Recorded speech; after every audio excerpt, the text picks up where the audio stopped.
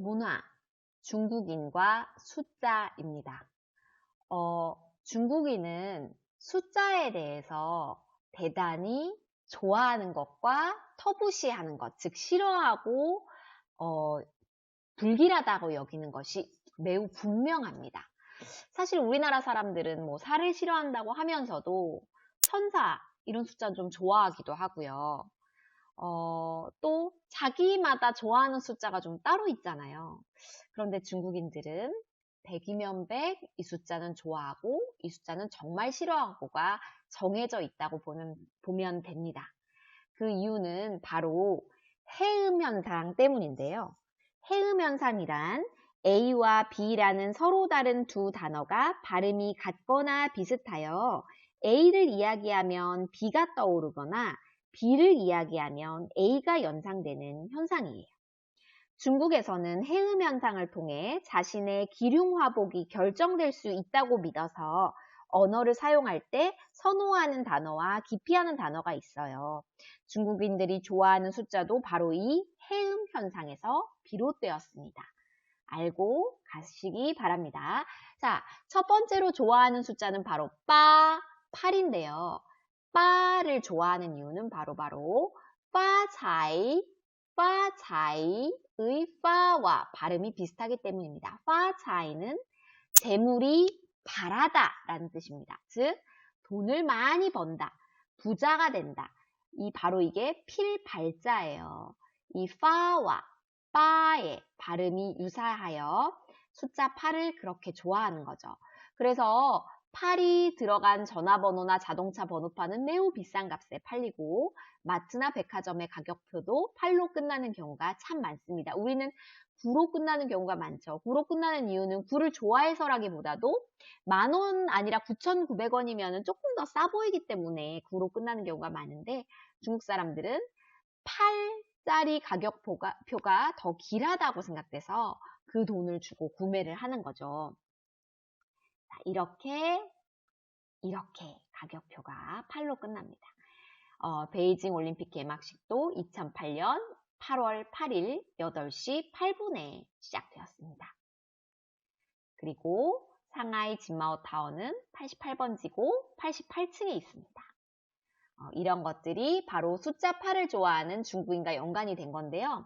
조금 더 동영상에서 얼마나 숫자 8을 좋아하는지 한번 보고 넘어갈게요. 총면적 전세계 4위, 인구수 전세계 1위, 55개의 소수 민족으로 이루어진 거대한 중국. 이 거대한 민족을 하나로 묶는 마법의 숫자가 있다는데 488 맞죠? 아니에요. 생김새도 언어도 다른 이들의 공통점, 바로 숫자 8에 살고 8에 죽는다. 8에 유독 열광적인 아주 전폭적인 사랑을 보내는 이 중국인들. 그 이유가 뭘까요? 중국인들이 8을 사랑하는 그 수준은요, 거의 집착에 가까울 정도로 정말 좋아하시는데요. 왜냐하면 발음상 8이라는 단어가 중국어로 발음하면 파가 되거든요. 부자 된다. 부자 되는 그런 파잘 부자 된다. 제 결혼기념일이 5월 18일인데요. 중국 친구들이 재밌네요. 굉장히 축하를 해주면서 이제 중국식으로 발음을 바꿔보면 되게 좋아요. 그래서 나는 부자 될 거야 라는 그런 날에 해당이 돼요. 그래서 정말 많은 친구들이 축하해줬어요. 그래서 부자가 되셨잖아요. 예, 부자가 되어가고 있습니다. 또 막 무슨 88이야 이렇게 많이 정한다면서요? 네, 맞아요. 예를 좀 들어주시면. 예를 들면 백화점에서 이제 고가의 제품들의 경우 8,888원? 어이구. 네. 그런 거는 이렇게 하면 거의 고객들이 깎질 않고 그냥 바로 구입을 하는 거죠. 아, 그래요? 길한 숫자니까 그냥 바로 구입을 하게 돼요. 네네. 그럼 혹시 세금도 88만 원 나오면 기분 좋게 내겠네요. 뭐 가스비나 뭐 88만 원. 세금은 항상 기분 나쁜 것 같아요. 팔하고 상관없이. 네. 자, 그러면은 우리 숫자 8이 정말로 어떻게 활용되고 있는지, 그리고 중국인들이 숫자 8을 얼마만큼 열광적으로 사랑하는지 한번 확인해 볼까요? 네. 분명 중국인들이 가장 좋아한다는 숫자의 비밀을 찾아라. 여기, 그리고 또 여기, 도심을 가득 메운 숫자들. 아직 공통점을 발견하지 못하셨나요? 힌트를 찾아 도로로 갑니다. 바로 이 자동차 번호판 보이시나요? 너도 나도 달고 있는 숫자 8. 이 차는 숫자 8이 3개나 있네요. 自己那个在上面拍的，当时的时候买完车以后吧，正好是下来那个新号，然后自己拍的，可以这么说吧，都挺羡慕的啊，因为那个赶的时机比较好，就是赶巧了啊，碰到这儿了，对。 일부러 8이 많은 자동차 번호를 골라 선택한다는 중국인들. 그렇다 보니 숫자 8을 차지하기 위한 경쟁도 치열하다고 합니다. 这个是自己选的啊，自己选的，因为它这个位置，假如后边2个8吧，你可以调换到前面，所以它排列组合非常多啊，所以大家都可以选。那你得到这个车牌号88之后，有过什么好的事情没有啊？非常多呀，这就是一个心理的一个安慰吧，这个就是跟一个中国人一个信仰。那比如说有过什么特别有印象的？假如说我有这个8开車的話，我自從開車有3年多了吧，3、4年了，沒有出現過任何的事故啊。 8이 복을 가져다 준다고 믿는 중국인들. 마트의 상품 가격 역시 숫자 8이 빠지지 않습니다.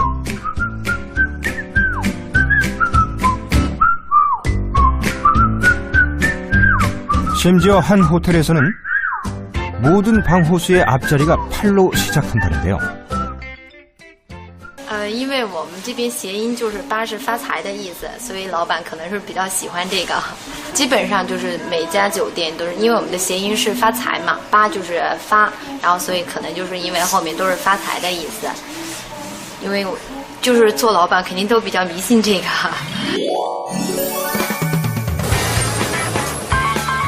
8에 대한 믿음이 강한 중국에서만 볼 수 있는 또 하나의 현상. 온통 숫자로 뒤덮여 있는 이곳의 정체는?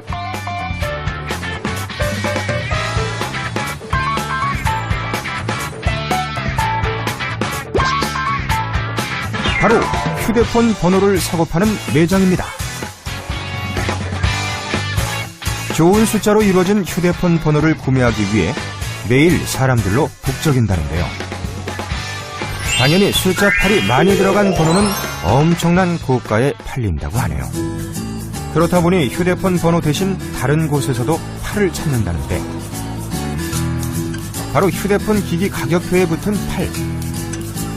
가격표에 8이 있는 것으로 그나마 위안을 삼는 분들도 있다네요. 이렇게까지 치열하게 숫자 8을 사랑하는 중국. 대체 중국인들에게 숫자 8은 어떤 의미인 걸까요?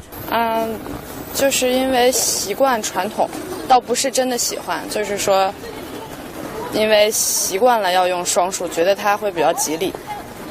那种8为什么喜欢呢？因为8的谐音是发呀，所以大家会觉得说跟财运有关。 백화점, 쇼핑몰, 기업 등 대부분이 숫자 8로 소비자를 유혹하고 있고 소비자들 역시 숫자 8이면 기분 좋게 지갑을 연다고 하는데요. 그래서일까요? 숫자 8 마케팅은 해외 기업들의 중국 진출 성공 전략 중 하나라고 할 정도입니다.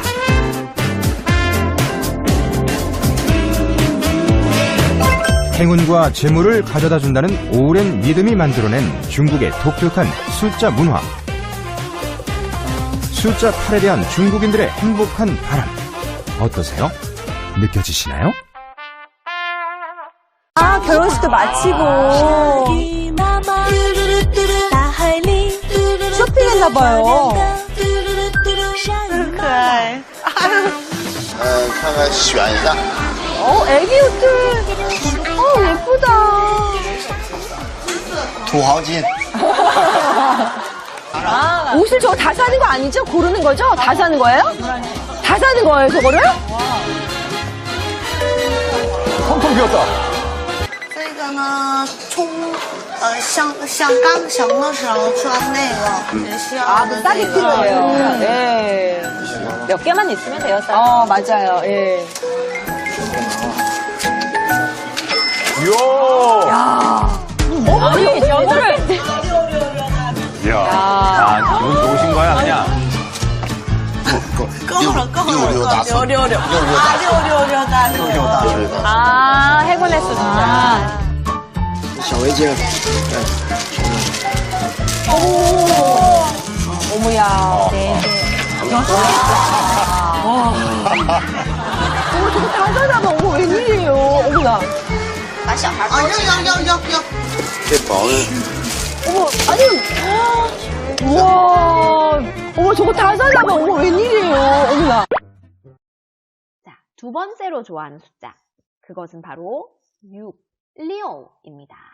리오, 이 글자는 순조롭다는 뜻의 리오라는 발음과 비슷합니다. 성조는 좀 다르지만 리오, 잘 흘러간다. 흐를 유자죠. 요 글자와 리오와 리오의 발음이 비슷해서 중국인이 좋아하는 숫자예요.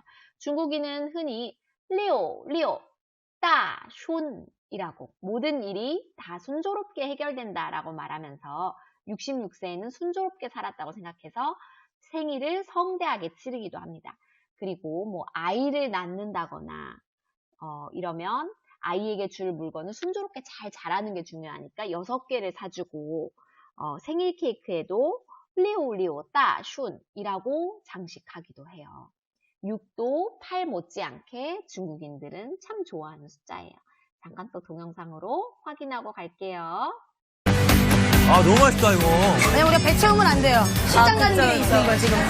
박명수 씨가 또 이제 당이 올라오셔가지고 기분 좋아졌습니다. 아, 리오. 아, 우리 기분 좋아요, 지금. 리오. 최선 내가 도와줄 수 있는 거 다 도와드릴게요. 오케이, 알겠어. 그래서 중국 가서 한국 1, 2, 3, 4 손으로 표현하면 어떻게 표현해요? 6, 7, 8, 9, 10. 중국에서 그렇게 한 손만 해요. 1, 2, 3, 4, 5, 6, 7, 8, 9, 10. 홀. 그래서 예를 들면 6개 주세요. 그냥 给我6个. 야, 이거는 되게. 오, 진짜 신기하다. 네, 그리고 또 추가적으로 하나 알려드릴게요. 뭐가 진짜 대박이다, 최고예요 이렇게 할 때 숫자 6이 있잖아요. 6. 그냥 려려려려려. 아, 그럼 그냥 당신 짱이에요 이런 뜻이야. 려려려려려려려려려.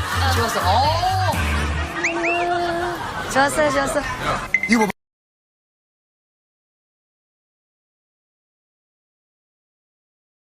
자, 또한 세 번째로 중국인이 좋아하는 숫자는 바로 지오우입니다. 갑자기 9는 왜 지오우? 우리말에도 3, 3번이라는 말이 있죠. 3 곱하기 3, 9잖아요. 길다, 오래 살다라는 뜻의 지오우와 발음이 같아요. 지오우는 오렐 구자거든요. 그래서 중국인들이 참 좋아하는 숫자입니다. 장수를 바라는 마음에 옛날부터 중국 황제들이 즐겨 사용했고 황제가 있는 구룡포에는 용이 9마리가 그려져 있습니다. 그래서 이 지오우는 다른 것보다 영원을 뜻하기 때문에 그 연인들과의 영원한 사랑을 맹세할 때 지오우를 많이 쓰기도 하고요. 구자와 관련된 어떤 표식들을 많이 쓰기도 하고 특히나 건강식품이나 건강제품, 또 노인을 위한 복지시설이나 제품 이런 것에 구를 이용한 마케팅을 대단히 많이 활용하고 있어요. 지오우 역시 특히 나이 드신 분들이 건강을 중요시 생각하는 분들이 좋아하는 숫자다. 이유는 지오우, 이 오렐 구자, 오래 살다 할 때 그 오렐 구자와 발음이 같아서 그렇다. 장구하다 할 때 구자 꼭 기억해 두시기 바랍니다. 자, 그러면 중국인들이 싫어하는 숫자는 바로 스입니다. 스는 우리말에서도 죽을 사자 스와 발음이 비슷해서 죽음을 연상시키기 때문에 중국인이 싫어하는 숫자죠. 우리나라도 엘리베이터에 4층을 F로 표시한 곳이 많은 것처럼 중국은 4층과 14층이 없는 곳도 많고요. 병원은 특히 4, 5병실이 없는 곳이 많습니다. 이렇게 아예 4가 없어요. 그죠? 4층이란 것이 불길하다 해서 아예 만들지도 않습니다.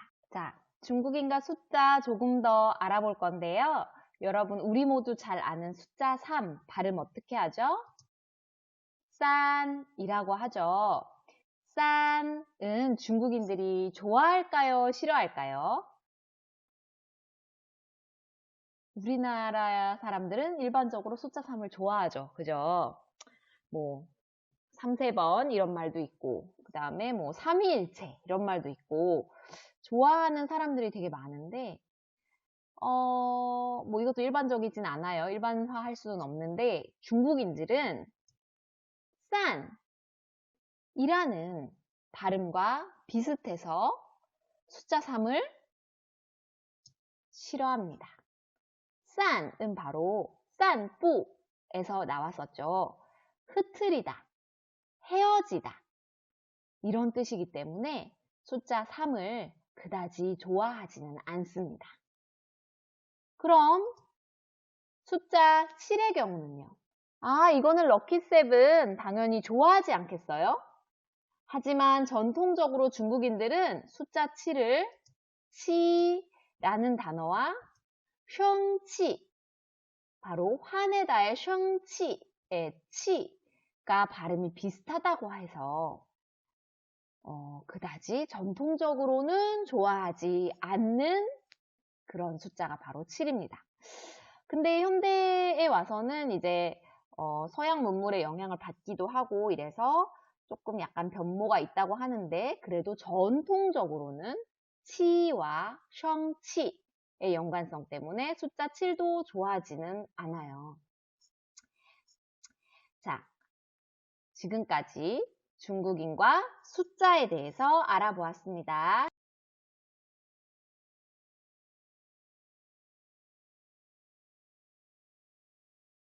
교과서 108쪽, 109쪽 원화, 문화 부분에서 중국의 교통수단을 좀 알아봐요.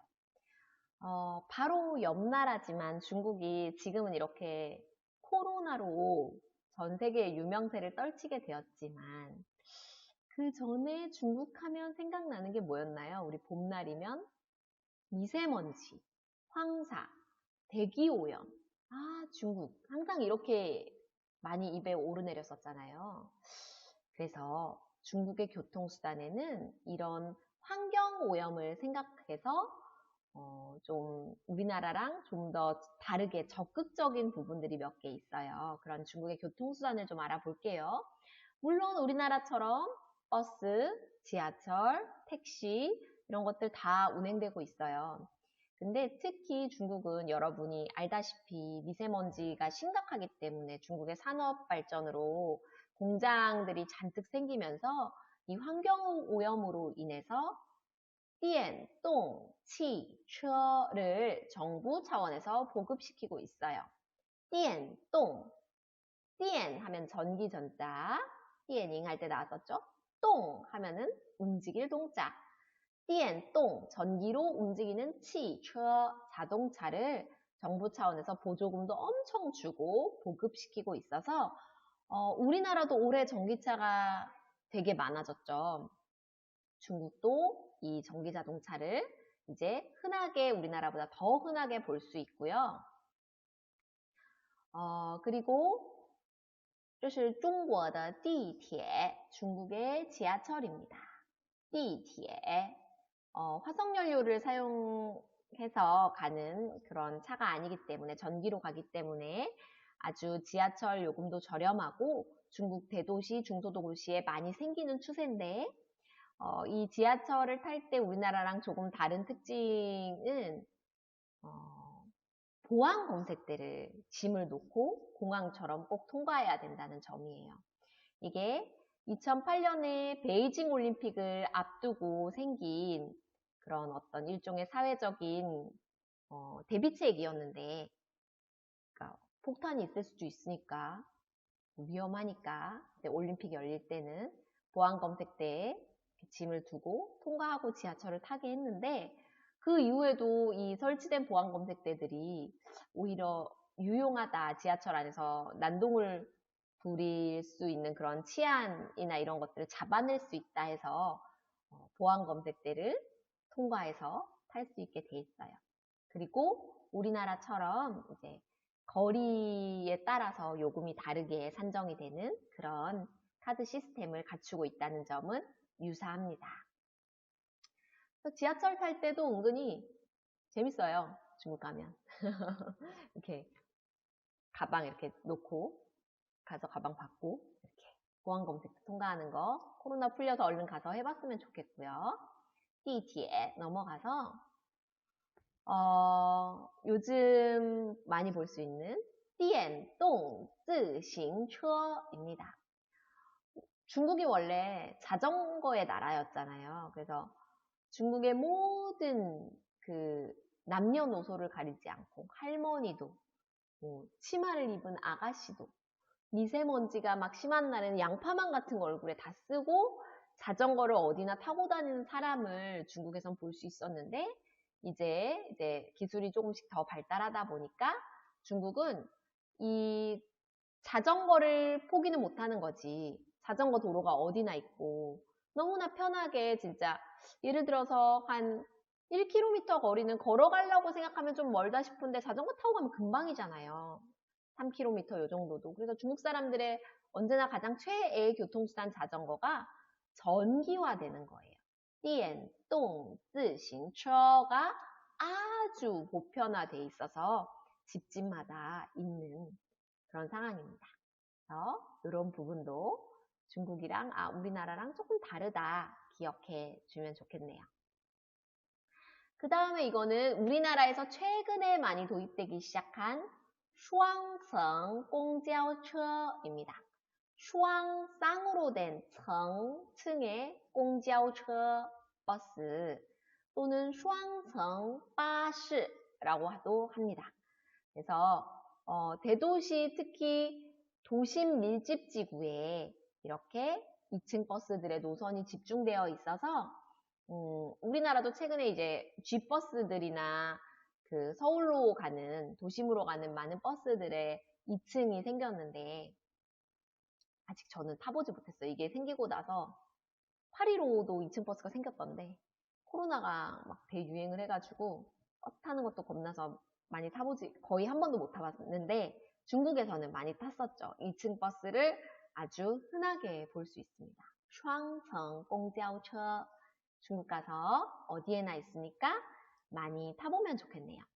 자, 넘어가서 우리 오늘 사실은 이거 배우려고 문화과를 따로 하나 마련한 거거든요. 문화과에서 핵심이 되는 부분 한번 같이 보도록 하겠습니다. 바로 火车, 기차입니다. 기차. 중국의 기차. 中国的火车. 중국의 기차. 광활한 중국에서 기차는 가장 유용하고 대중적인 교통수단이었습니다. 생각해보면 우리나라도 뭐 서울에서 부산 갈 때 비행기 타는 것보다는 아직도 그래도 기차를 많이 타잖아요. 그죠? 제주도 갈 때 정도는 이제 해로를 가니까 비행기를 바다가 있으니까 타는 건데 육지가 계속 광활하게 연결되어 있을 때는 아무래도 기차가 가장 유용하고 대중적인 교통수단이었겠죠. 특히 중국의 고속철도는 지속적인 안전 운행을 하며 여객 수송량이 급격히 늘었고 과학 기술의 혁신적인 성과를 내며 사회 종합적 효과를 보며 안전한 외출이라는 목표를 실현했습니다.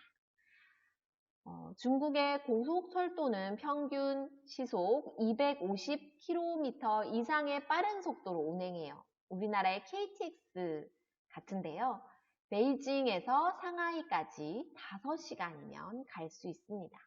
베이징에서 상하이는 정말 멀거든요. 1318km래요. 이거를 5시간 만에 갈 수 있대요. 정말 대단하죠? 그래서 중국 사람들은 예로부터 기차를 아주 우리나라랑 정말 다르게 훨씬 더 친숙하게 이용해 왔어요. 우리가 오늘 중국에 가서 기차를 꼭 한번 타볼 걸 기대하면서 중국의 기차의 종류를 좀 배울 거예요. 중국의 기차는 먼저 2개로 나눌 수가 있어요. 하나는 일반 열차류예요. 일반 열차류는 일반적인 기차고요. 그리고 나머지 하나는 뭐냐면 고속열차로 구분된 열차들이 있습니다. 일반 열차는 시속 한 160km 이내로 달리는 열차들, 평균 시속. 일반 열차의 종류에는 직달 쾌속, 특급, 그냥 쾌속, 그 다음에 보통 쾌속, 이렇게 4가지가 있어요. 그 다음에 일반 열차와 다르게 고속열차는 또 3가지 형태의 고속열차가 있습니다. 까오티에라고 부르는 고철이 있고, 똥처라고 부르는 동차가 있고요. 그 다음에 가까운 도시 단위를 연결해주는 열차가 있는데, 자, 이것들을 하나하나 배워보도록 하겠습니다. 일단 여러분이 머릿속에 뭘 갖고 있어야 되냐면, 중국의 기차는 일반 열차류와 고속열차류가 있다. 일반 열차류가 한 4개로 나뉘고 고속열차는 한 3개로 나뉜다. 기억했나요? 다시. 중국의 기차는 일반 열차와 고속열차가 있는데 일반 열차는 한 4가지로 나뉘고 고속열차는 또 한 3가지로 나뉜다. 자, 이거를 기억하고 넘어가 주세요. 자, 여러분 그러면 일반 열차의 4가지 종류를 배워보도록 하겠습니다. 첫 번째로 일반 열차 중에서 제일 빠른 급행열차는 直达特快이라고 해요. 直达特快. 한자를 하나하나 보세요. 무슨 뜻이냐면 직통으로 도달한다 할 때 달자예요. 직통으로 도달하는 특급 쾌속열차예요. 直达特快. 그래서 열차 번호는 얘의 앞글자를 따서 이걸 따서 Z로 시작하고 G로 시작하고 시속 160km로 달리는 일반 열차 중에서는 가장 빠른 열차. 그리고 장거리 노선에 운행돼서 모든 역에 서지 않고 일반 열차 중에서는 제일 빨리 달릴 수 있는 열차가 直达特快입니다.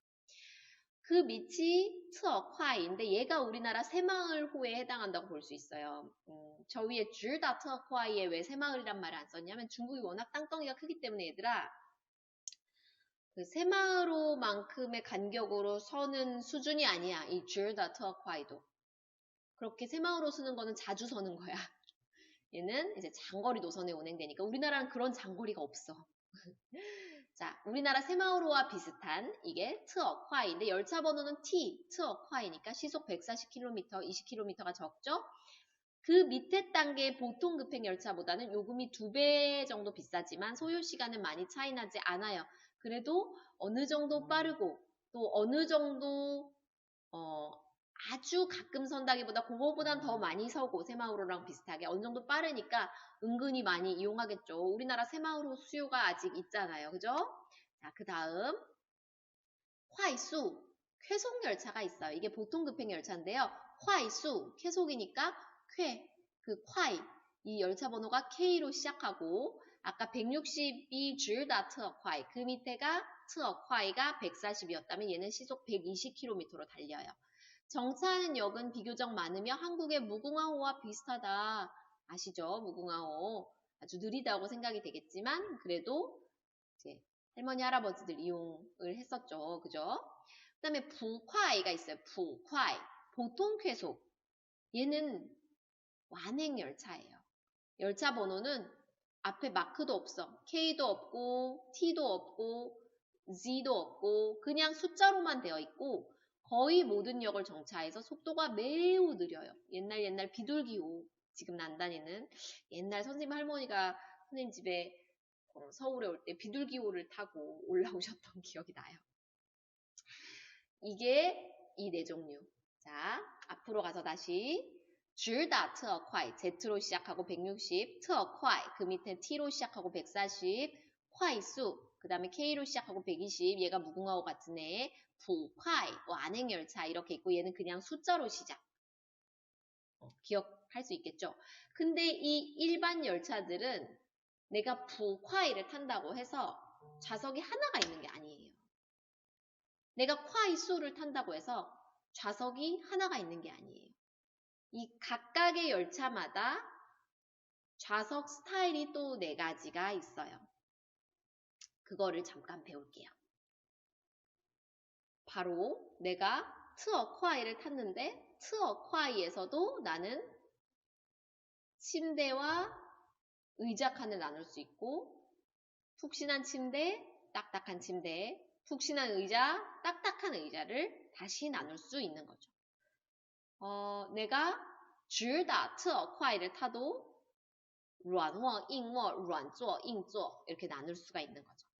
그래서 좌석에 따라 등급을 일반 열차는 나눈다 라는 점을 기억해 주면서 자세한 좌석 설명을 좀 해보도록 하겠습니다. 이런 거예요. 우리나라는 이제 친척집 갈 때 기차 이제 많이 안 타고 자가용을 이용하잖아요. 다 자기 자동차를. 그런데 중국은 이제 그 경제가 이렇게 발전하기 전에는 다 기차로 이동했다고요. 그 13억, 14억 이런 사람들이 다 기차를 타고 설날이면은 자기의 고향으로 돌아간 거예요. 그렇기 때문에 기차에서 밥도 나오고 기차에서 그 타는 승객에 따라서 그 좌석도 좀 다르고 아주 세부적인 구분이 되었는데요. 쉽게 두 가지로 구분하면 돼요. 하나는 침대 칸이 있고요. 하나는 의자 칸이 있어요. 침대 칸에는 우리 누울 와자를 쓸 거예요. 와자는 바로 이 글자입니다. 자, 여기 우어라고 돼 있죠. 우리 부처님 중에 누워 계신 부처님을 와불이라고 하거든요. 와불님. 그래서 그 와자입니다. 우어 하면은 누울 와자. 아, 누울 수 있구나. 이건 침대 칸이구나. 그리고 우리가 배웠던 타다라는 단어, 앉다라는 단어와 비슷한데 이렇게 자리가 정해져 있는, 갇혀 있는 이 글자는 좌석 할 때 좌자예요. 쪼어라고 합니다. 쪼어. 이거는 의자 칸이구나. 그런데 침대 칸과 의자 칸도 두 가지로 다시 나뉘어요. 푹신푹신한 소프트한 침대 칸은 루안워, 부드럽다, 루안이라고 합니다. 딱딱하다, 견고하다, 잉이라고 해요. 그래서 루안워와 잉워로 다시 나누는 거죠. 루안워, 부드러운 침대, 잉워, 딱딱한 침대. 쪼어 역시 루안쪼, 부드러운 좌석, 부드러운 좌석, 잉쪼, 딱딱한 좌석으로 나누는 거죠. 자, 그럼 여러분 생각해 보세요. 루안워, 잉워, 루안쪼, 잉쪼 어디가 제일 불편할까요? 당연히 잉쪼가 제일 불편합니다. 딱딱한 의자예요. 기차가 이렇게 덜컹덜컹 하면서 달리잖아요. 스무스하게 떠서 달리지 않잖아요. 자기부석 열차도 아니고 덜컹덜컹 하면서 달리면 그 덜컹 거리는 그 충격이 딱딱한 의자를 타고 고스란히 내 척추로 옵니다. 등받이는 90도 경사예요. 언제나 정좌. 이 자세로 가야 돼, 얘들아. 하루, 이틀, 24시간 일망. 그리고 잉쪼를 타는 사람들은 사실 돈이 많이 없잖아요. 그리고 칸이 되게 비좁을 거고 그런 칸이니까 도난이 자주 발생을 하는 거죠. 그래서 불을 끄면 안 돼. 한밤중에도 객실 불을 켠 채로 달리는 것이 원칙입니다. 그게 잉쪼예요. 타본 적 있냐고요? 타본 적 있어요. 엄청 재밌어요, 여러분. 지금 많이 있을지 모르겠는데 이제 많이 없어진 추세죠. 사람들도 조금 돈을 벌고 이랬으니까 잉쪼가 많이들 사라지는 그런 상태인데 그래도 중국 가게 되면 한번 잉쪼를 경험 삼아 타보는 걸 추천합니다. 진짜 중국 서민들의 그런 생활 이런 것을 경험할 수 있고 가까운 거리 뭐 1시간, 2시간 근교로 베이징이나 상해에서 근교 여행할 때는 잉쪼 생각보다 괜찮아요. 자, 루안쪼는 아주 푹신푹신한 의자 칸이고 비교적 편안합니다. 그 다음에 중국 가서 선생님이 즐겨 탔던 잉워와 루안워가 있습니다. 둘 다 타봤어요. 잉워, 딱딱한 침대 칸으로 침대 두 개가 마주 바라보는 형태이며 객실 전등은 전체 소등합니다. 자, 잉워. 예전에는 이렇게 침대가 아주 보이시나요? 서로 바짝 마주 붙어 있어요. 이렇게 이거 타봤어요. 2002년 여러분이 태어나기도 전에 내몽고를 이걸 타고 갔던 것 같아요. 그러면은 자, 3칸으로 3층으로 되어 있어요. 그리고 침대 2개는 서로 이렇게 마주 바라보고 있죠. 이 앞에는 내가 자면 일행이 자면 괜찮은데 모르는 사람이 잘 수도 있는 거지. 와우. 그지? 그리고 너무 가까우니까 짐을 여기다 두면 사실 좀 불안할 수도 있는 거지. 이해되죠? 상부, 중부, 샤부라고 하는 위, 아래 3칸이 있어요. 상부, 중부, 샤부. 어디가 가장 쌀까요? 아니, 어디가 가장 비쌀까요를 물어보는 게 좋겠다. 어디가 가장 비쌀까요? 애기들은 위층 좋아하잖아. 2층 침대, 3층 침대. 그런데 아무래도 위는 올라가기 힘들죠? 시아프가 가장 비쌉니다, 당연히.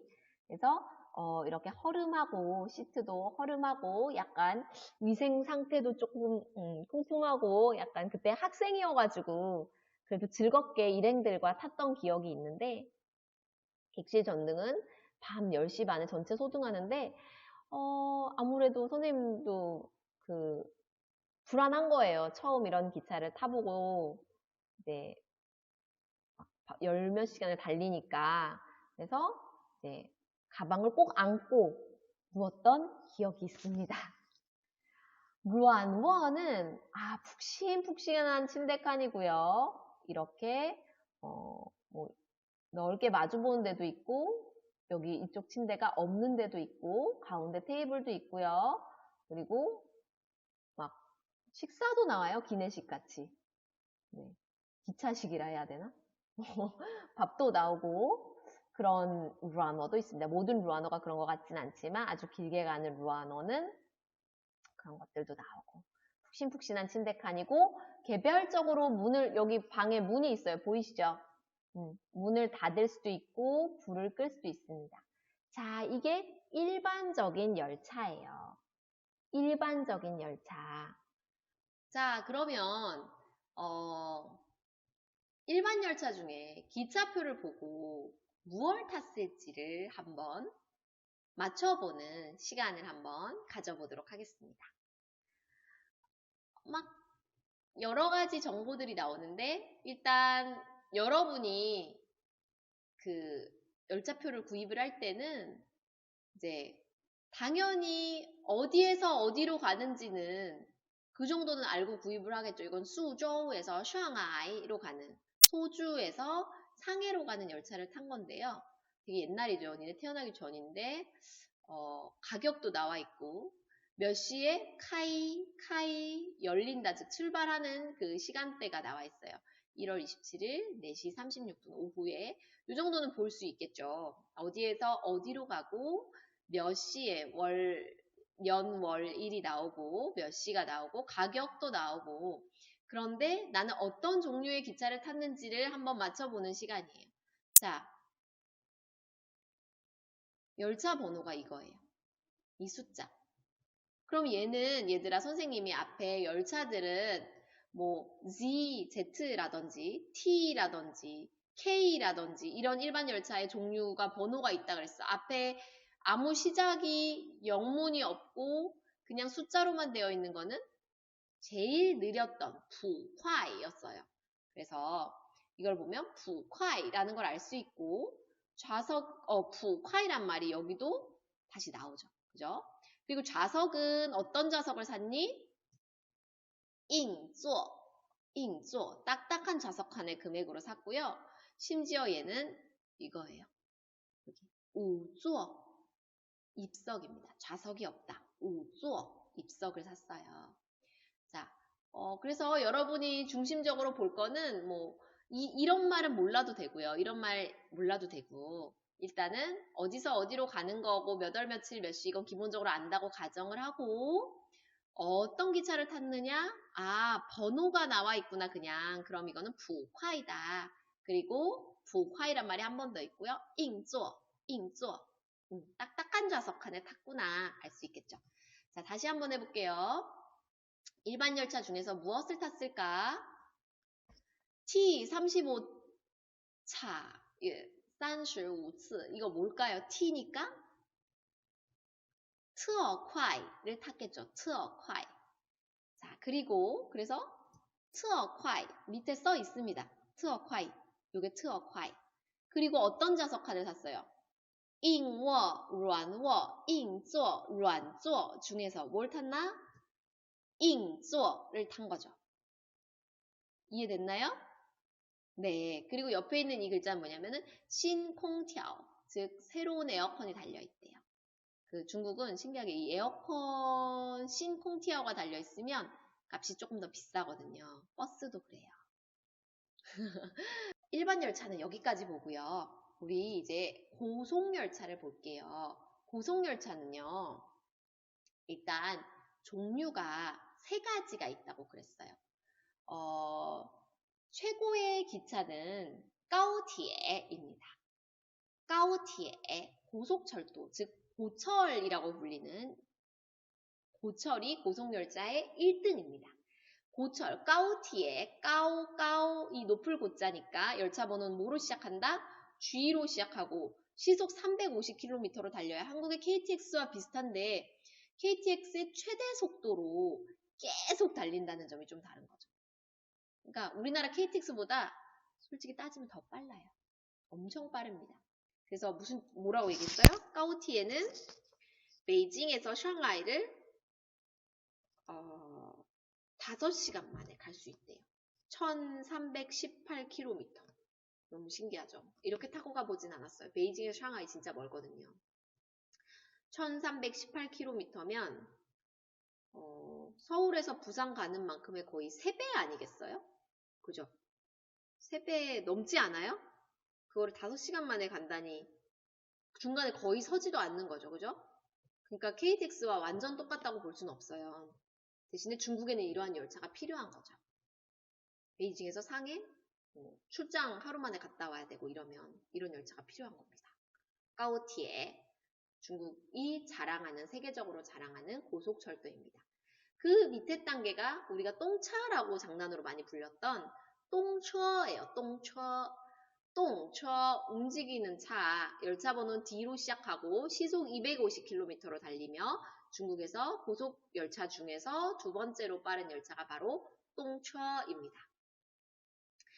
3번째는 정지라고 해서 도시와 도시 간의 성을 연결해주는 정지라는 성제라는 열차인데 열차 번호는 C로 시작해요. 시티를 생각하면 좋을 것 같아요.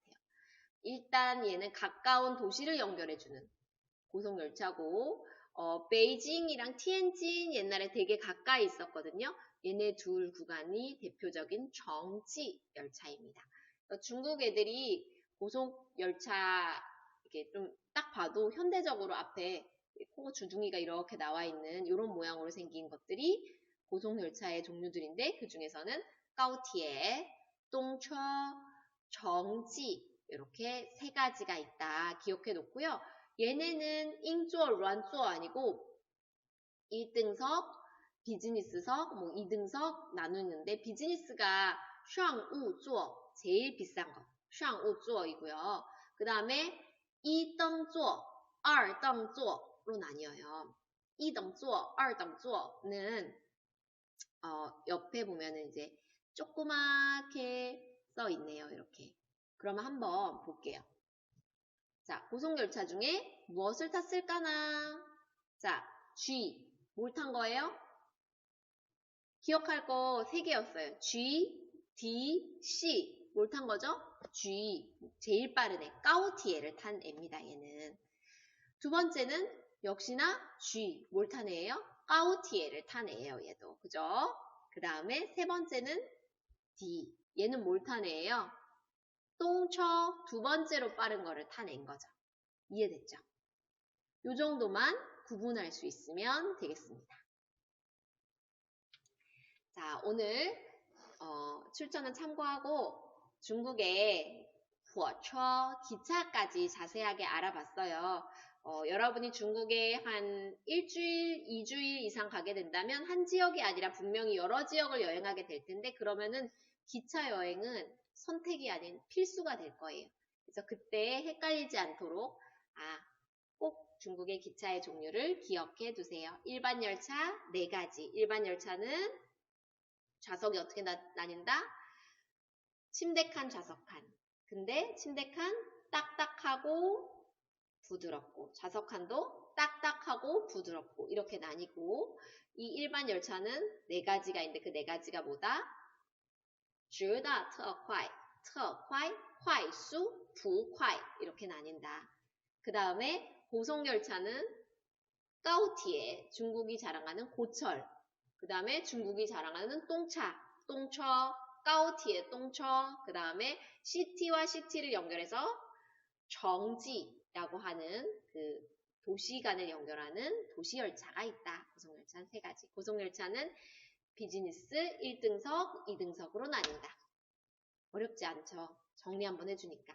네, 꼭 공부해서 기차 즐겁게 여행할 수 있기를 바랍니다.